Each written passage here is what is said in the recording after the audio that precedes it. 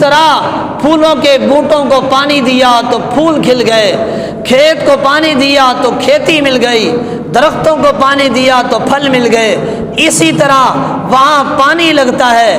دین اسلام کا درخت یہ وہ درخت ہے، محمد الرسول اللہ صلی اللہ علیہ وسلم کا لایا ہوا دین یہ وہ دین ہے، یہ وہ درخت ہے جس کو پانی نہیں لگتا، یہ خون مانگتا ہے۔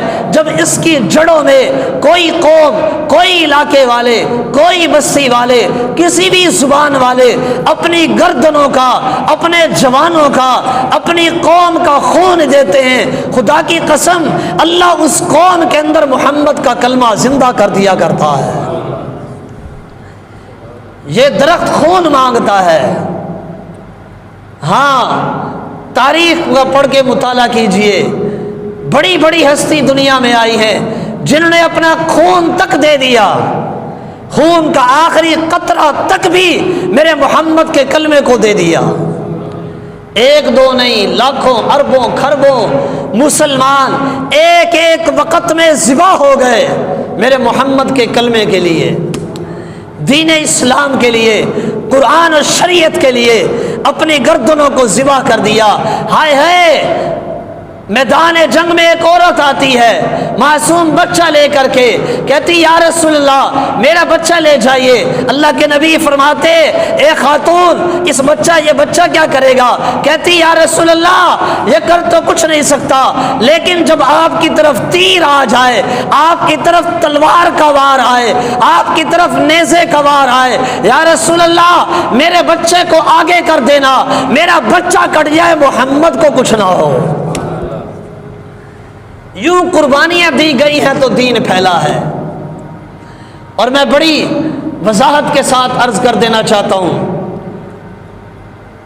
دین اٹھا مکہ سے، کلمہ اٹھا مکہ سے، میرے نبی نے دعوت کا آغاز کیا مکہ المکرمہ سے۔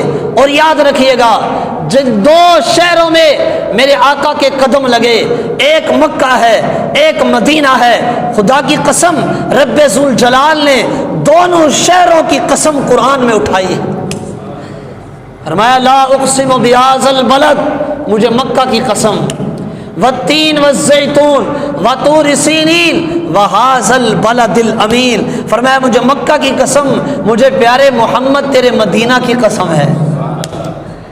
اللہ نے دونوں شہروں کی قسم اٹھائی، اور میرے آقا مکہ اور مدینہ میں رہے 23 سال۔ میرے آقا نے مکہ والوں کو دعوت دی، طائف والوں کو دعوت دی، مدینے والوں کو دعوت دی، اور پھر میرے آقا نے قرب و جوار کے بادشاہوں کے پاس خط لکھے، اپنے صحابہ کو بھیجا۔ توجہ رکھیے گا، 23 سال کا عرصہ بیت گیا، میرے آقا نے آخری عمر میں حج ادا فرمایا، مسلمانوں کو حج کروایا، اور اس حج میں جو مسلمان شریک تھے کتابوں میں ان کی تعداد 1,24,000 لکھی ہے کہ جو میرے آقا کے ساتھ حج کے اندر شریک تھے۔ میرے آقا نے مسلمانوں کو حج کروایا، آخری سال ہے میرے آقا کی زندگی کا، میرے آقا نے اپنی کسٹڈی میں اور اپنی نگرانی میں مسلمانوں کو حج کروایا۔ 1,24,000 مسلمانوں نے میرے نبی کے ساتھ مل کر کے حج ادا کیا۔ توجہ رکھنا، ہمارے نبی نے اپنی زندگی میں حج فرض ہونے کے بعد زندگی میں ایک حج کیا، 4 عمرے کیے۔ آقا کی وفات سے 1 سال قبل حج فرض ہوا۔ یہ حج کے مہینے چل رہے ہیں اور حج کے ایام، میں مختصراً بات کو عرض کر کے جو میں بات عرض کرنا چاہ رہا ہوں اس کے ساتھ بات کو اٹیچ کرنا چاہ رہا ہوں۔ 9 ہجری میں حج فرض ہوا، آقا کی وفات سے 1 سال قبل۔ یہ وہ سال تھا کہ جس سال میں دور دور ملکوں سے میرے آقا کے پاس قافلے وفد آئے ہوئے تھے۔ میرے آقا اس سال حج ادا کرنے کے لیے خود نہ جا سکے کیونکہ وفد آئے ہوئے تھے، مہمان آئے ہوئے تھے۔ میرے آقا علیہ الصلوۃ والسلام نے اپنی زندگی میں حج فرض ہوا۔ یاد رکھنا، مسلمان کے اللہ کے نبی علیہ الصلوۃ والسلام نے فرمایا دین کی بنیاد 5 چیزوں پر ہے، پہلا کلمہ، دوسرا نماز، تیسرا زکوٰۃ، چوتھا روزہ، 5واں حج۔ کلمہ، نماز، روزہ، حج، زکوٰۃ۔ پانچواں رکن حج 9 ہجری میں فرض ہوا۔ آقا خود نہ جا سکے، بڑے مہمان آئے ہوئے، قافلے آئے ہوئے، وفد آئے ہوئے۔ میرے آقا نے اپنے صحابہ پہ نظر ڈالی کہ میں اپنی جگہ، لفظوں کو یاد رکھنا، کہ میں اپنی جگہ اپنا قائم، ہم مسجد میں نماز پڑھاتے ہیں، اگر میں نہ ہوں تو اپنے جگہ نائب دے کر جاتا ہوں کہ جو میری جگہ میرے مصلی پہ میرے قائم مقام کھڑے ہو کے کیا کرے، بولو، نماز پڑھائے، اور ساری قوم اس کے پیچھے نماز پڑھے۔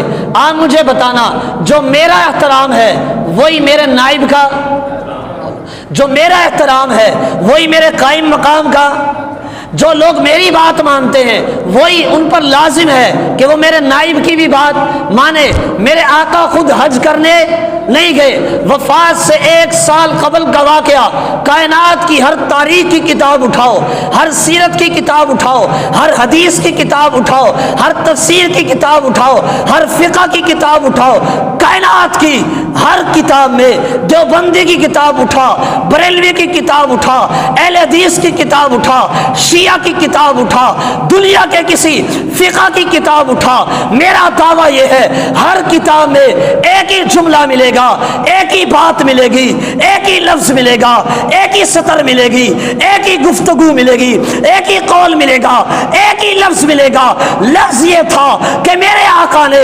وفات سے پہلے حج فرض ہوا، آقا نہ گئے، اپنا قائم مقام کس کو بنایا، اپنا نائب کس کو بنایا، کس کی قیادت میں، کس کی نیابت میں، کس کی سرپرستی میں، کس کی نگرانی میں اللہ کے نبی نے صحابہ کو بھیجا، علی کو بھیجا، عثمان کو بھیجا، معاویہ کو بھیجا۔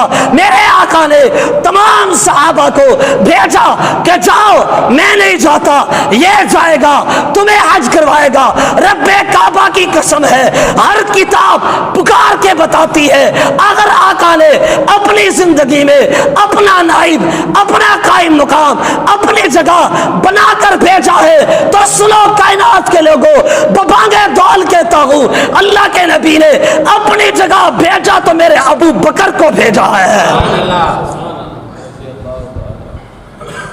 آقا نے فرمایا کہ ابو بکر تم جاؤ، تشریف رکھیں، کہ تم جاؤ، میں نہیں جاتا، میں یہاں رہوں گا، آپ جاؤ، ان کو حج کرواؤ۔ ان کو کیا کرواؤ؟ سیدنا ابو بکر گئے۔ ہر کتاب میں لکھا کہ سیدنا ابو بکر کی قیادت میں میرے مولا علی نے بھی حج ادا فرمایا۔ جس کو قائد میرا مولا علی مانتا ہو، ہمیں ابو بکر کو قائد ماننا چاہیے نہیں ماننا چاہیے؟ جس کو اپنا امام میرا مولا علی مانتا ہو، سارے صحابہ نے مانا۔ اور میں یہاں پر عرض کرتا جاؤں، اسلام کی بنیاد 5 چیزوں پر میں نے بتایا، کلمہ، نماز، حج، روزہ، زکوٰۃ۔ حج کا اپنی زندگی میں آقا نے اپنا نائب کس کو بنایا؟ بولیں گے کس کو؟ ابو بکر کو، حج کا۔ اب آئیے، میرے آقا کی وفات کا وقت قریب ہے، میں وہ بات کر رہا ہوں جس پہ کسی کا اختلاف نہیں۔ آقا کی زندگی میں سیدنا ابو بکر نے حج کی امامت کروائی، نمازوں کی امامت کروائی، کسی کا کوئی اختلاف؟ کائنات کا کوئی ایسا بندہ لے آؤ، ماننے والا نہیں، کافر لے آؤ، جو مانتا نہیں ہے وہ بھی اس بات کا انکار نہیں کرے گا، وہ بھی مانے گا کہ سیدنا ابو بکر نے آقا کی زندگی میں حج کروایا، اور حج کے اندر سیدنا علی المرتضیٰ بھی شریک تھے، کسی نے کوئی انکار نہیں کیا۔ آقا کی زندگی میں سیدنا ابو بکر نے نمازیں پڑھائی، کسی نے کوئی اختلاف نہیں کیا۔ اور اس سے بڑی بات بتاؤں، ابو بکر نماز پڑھا رہے ہیں رضی اللہ تعالیٰ عنہ، پیچھے کھڑے ہو کے میرا پیارا حسین نماز پڑھ رہا ہے، پیچھے کھڑا ہو کے میرا پیارا حسن نماز پڑھ رہا ہے، پیچھے کھڑا ہو کے میرا پیارا مولا علی شیر خدا نماز پڑھ رہا ہے۔ کسی کا کوئی اختلاف، کوئی جھگڑا، کوئی لڑائی نہیں۔ اور جس کو میرا آقا اپنی زندگی میں امامت دے گئے، حج کی امیری دے گئے، مسلمانوں نے آقا کی وفات کے بعد انہی کو پہلا خلیفہ بنا لیا۔ ہمارے پہلے خلیفہ کون؟ بولیں گے سیدنا ابو بکر۔ کیوں بنایا؟ اس لیے کہ آقا نے اپنی زندگی میں ہی ان کو مصلی پہ کھڑا کیا۔ آقا نے ان کو ہی اپنی زندگی میں حج کا کیا بنایا؟ امیر بنایا۔ بات یہاں تک آ گئی، آپ توجہ رکھنا، یہ میری باتیں آپ کو بڑی سادہ ہیں، آپ کو یاد رہیں گی، آپ کو کام آئیں گی۔ آقا علیہ الصلوۃ والسلام کی وفات مبارک ہو گئی، سیدنا ابو بکر مسلمانوں کے پہلے خلیفہ منتخب ہوئے، کوئی جھگڑا نہیں، 2.5 سال تک سیدنا ابو بکر مسلمانوں کے خلیفہ رہے، کوئی جھگڑا نہیں، کوئی فساد نہیں، کوئی رولا نہیں، کوئی پنگا نہیں۔ سیدنا ابو بکر کی وفات ہوئی 22 جمادی الثانی، جمادی الثانی کا مہینہ 22 جمادی الثانی سیدنا ابو بکر کی وفات ہو گئی، اور سن 13 ہجری 2.5 سال کے بعد وفات ہو گئی۔ سیدنا عمر رضی اللہ تعالیٰ خلیفہ بنے اور 10 سال خلیفہ رہے، کوئی جھگڑا، کوئی فساد، کوئی دنگا، کوئی لڑائی، کوئی مخالفت نہیں۔ 24 ہجری آقا کی وفات ہوئی ہے 11 ہجری میں، 2.5 سال ابو بکر خلیفہ رہے، 13 ہجری میں ابو بکر کی وفات ہو گئی رضی اللہ تعالیٰ عنہ کی، 24 ہجری میں سیدنا عمر رضی اللہ عنہ کی وفات ہو گئی۔ یکم محرم کی یکم تاریخ 24 ہجری، یکم محرم، میرے لفظوں کو یاد رکھنا، 24 ہجری سیدنا عمر کا بھی انتقال ہو گیا رضی اللہ تعالیٰ عنہ کا۔ سیدنا ابو بکر کی قبر مبارک بھی میرے آقا کے ساتھ روزے میں ہے، ٹھیک ہے، سہر ہے۔ سیدنا عمر کا انتقال ہوا، سیدنا عمر کی قبر مبارک بھی روزہ رسول میں میرے آقا کے ساتھ ہے۔ یہ روزہ رسول کے آپ دیکھتے ہیں نا، روزہ رسول جو ایک کمرہ ہے، اس میں 4 قبروں کی جگہ ہے۔ ادھر سب سے پہلے میرے آقا کی قبر مبارک ہے سب سے پہلے، اور پھر اس کے دائیں پہلو میں سیدنا ابو بکر کی ہے، اور پھر بائیں پہلو میں سیدنا عمر کی ہے، اور میرے آقا کے سیدھے قدموں کے نیچے ایک قبر کی جگہ باقی ہے۔ وہ قبر کس کی ہے؟ وہاں پہ آگے کون مدفون ہوگا؟ کتابوں میں لکھا ہے، میرے آقا نے فرمایا اللہ قیامت کے قریب عیسیٰ علیہ السلام کو میرا امتی بنا کر بھیجیں گے۔ آقا علیہ الصلوۃ والسلام کے قدموں کے نیچے جو قبر کی جگہ باقی ہے، میرے آقا نے فرمایا کہ میرے قدموں کے اندر عیسیٰ علیہ الصلوۃ والسلام کو دفن کیا جائے گا۔ یہ 4 قبریں ہیں۔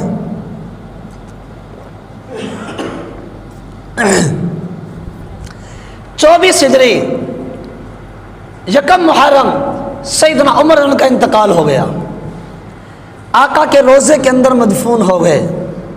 اب تمام مسلمانوں نے اتفاق کر کے سیدنا عثمان غنی رضی اللہ عنہ کو اپنا خلیفہ بنا لیا، ٹھیک ہے بھائی، سمجھ میں آ رہی ہے آپ؟ 24 ہجری 12 سال تک سیدنا عثمان غنی رضی اللہ تعالیٰ مسلمانوں کے متفق علیہ خلیفہ رہے، کوئی لڑائی، بولو کوئی جھگڑا، تھوڑا سا بولیں گے، کوئی لڑائی، کوئی جھگڑا، کوئی فرقہ واریت۔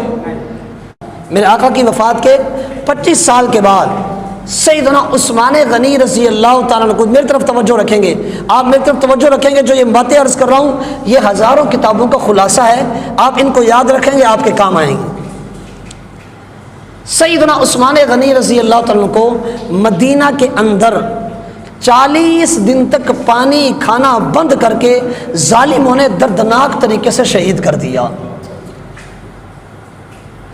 آقا علیہ الصلوۃ والسلام کی وفات ہوئی، میرے آقا کو زہر دیا گیا، توجہ رکھنا، خدا رہا، یہ دیکھو زہر دینے والے کون تھے؟ یہودی۔ سیدنا ابو بکر کی وفات ہوئی، ان کو بھی زہر دیا گیا، زہر دینے والے کون تھے؟ یہودی۔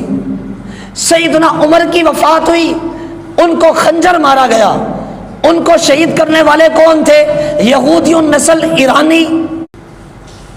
آقا کو زہر دیا یہی نسل، ابو بکر کو زہر دیا یہی نسل، سیدنا عمر کو خنجر مارا یہی نسل۔ اب باری آئی میرے پیارے عثمان کی رضی اللہ تعالیٰ کی، توجہ، 12 سال خلافت رہی، کوئی جھگڑا نہ رہا۔ 30 ہجری ہوا نا، جب 30 ہجری سیدنا عثمان غنی رضی اللہ تعالیٰ کی خلافت کے 6 سال جب گزرے، ان یہودیوں نے جنہوں نے میرے آقا کو زہر دیا، جنہوں نے سیدنا ابو بکر کو زہر دیا، جن ایرانیوں نے، یہودی النسل نے، جنہوں نے سیدنا عمر کو خنجر مارا، 40 دن تک میرے عثمان کا پانی بند رہا۔ تمہیں یہ نہیں سمجھ میں آتا؟ میرے مولا عثمان رضی اللہ تعالیٰ عنہ کو اپنے ذاتی گھر کے اندر بند کر دیا گیا۔ اچھا تھوڑے سا بیک آئیے، پیچھے آئیے، تھوڑا سا پیچھے آئیے۔ یہ کرنے والے کون تھے جنہوں نے اتنا بڑا ظلم کیا؟ وقت کے بادشاہ کو اتنا مجبور کر دیا کہ وہ گھر میں بند ہو گیا، 40 دن تک ایک گھونٹ پانی نہ مل سکا۔ یہ ہوا کیسے؟ تھوڑا سا وقت دیجئے گا، خدا را اپنی توجہ دیجئے گا۔ صحابہ کرام نے عرب کو بھی فتح کیا، عجم کو بھی فتح کیا، یہودیوں کو بھی مارا، عیسائیوں کو بھی مارا۔ جو مان گئے محمد کا کلمہ ان کو چھوڑ دیا، جنہوں نے محمد کا کلمہ نہ پڑھا ان کی قبریں بنا دی۔ سمجھ میں آ رہی ہے نہیں آ رہی؟ دو تو کی بات، یا تو محمد صلی اللہ علیہ وسلم کلمہ پڑھ لو یا تمہاری قبر کھودنے کے لیے آ گئے ہیں۔ صحابہ کی دو باتیں تھی۔ میرا مولا ابو بکر کھڑا ہوا، کہا یا تو محمد کا کلمہ پڑھو ورنہ قبریں تیار ہیں۔ توجہ آج سمجھ آ رہی ہے یا نہیں آ رہی یار؟ میرا مولا عمر آیا، 10 سال تک کہا یا تو محمد کا کلمہ پڑھ لو یا قبریں تیار ہیں۔ گاجر مولی کی طرح کاٹا، یہودیوں کی نسلوں کو مٹا دیا، عیسائیوں کی نسلوں کو مٹا دیا۔ میرے مولا عثمان نے کاٹا، جو جو میرے محمد کے ہو گئے وہ صحابہ کے ہو گئے۔ اب بات آئی، جن جن کو مارا تھا نا، کاٹا تھا نا، وہ بڑے تھک چکے تھے۔ انہوں نے کہا کبھی تو موقع ملے تو ہم بھی کاٹیں۔ انہوں نے ایک بندہ کھڑا کیا، نام تھا عبداللہ بن سبا۔ نام کیا تھا؟